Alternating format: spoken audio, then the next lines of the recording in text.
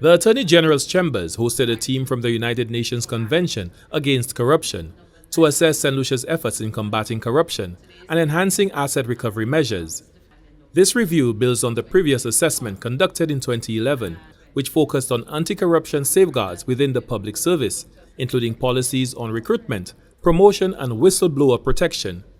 Juliana Alfred, Permanent Secretary in the Attorney General's Chambers and Chair of the National Anti-Money Laundering Oversight Committee (NAMLOC), emphasized that this country visit serves as a follow-up to that process, ensuring continued progress in strengthening St. Lucia's anti-corruption framework. So as part of the last review, St. Lucia would have developed an anti-corruption policy.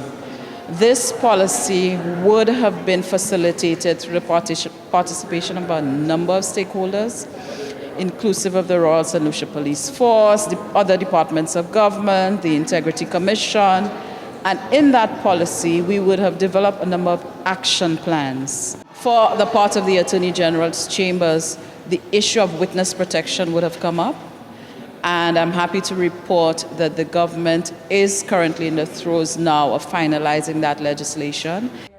Tanya Santucci, Crime Prevention and Justice Officer at the UN Office on Drugs and Crime, explained that her office serves as the Secretariat for the UN Convention Against Corruption and its implementation review mechanism. She highlighted that this review is part of a global process in which each state, party to the convention, undergoes a peer review assessment. St. Lucia's review is being conducted by Grenada and Brazil, with oversight and support provided by the Secretariat to ensure comprehensive and objective evaluation. And the purpose of the exercise is to support states in more fully implementing the UN Convention Against Corruption. So the principles of the convention are the ones that are being reviewed. The idea is to strengthen the legal and institutional framework in St. Lucia and in all other countries as well that participate in the process. The review is conducted in 2 cycles. The first focuses on criminalization of corruption and international cooperation, while the second examines corruption prevention and asset recovery. Alberto Martinez Garcia, Associate Crime Prevention and Criminal Justice Officer at the UN Office on Drugs and Crime, elaborated on the multi-layered approach used to tackle corruption, emphasizing the importance of comprehensive strategies to address both enforcement and prevention.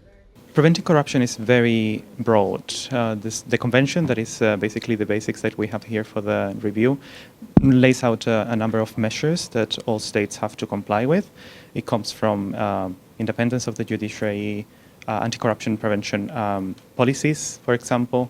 Also talks about the public procurement and all the measures that you can implement in that. So it's not easy. There's a lot to be done in all the states, but of course that's why we're here. A diverse group of government departments, agencies and civil society representatives participated in this country review, offering feedback on existing mechanisms, identifying potential gaps, and providing recommendations to strengthen the current framework. For the National Competitiveness and Productivity Council, Glenn Simon reporting.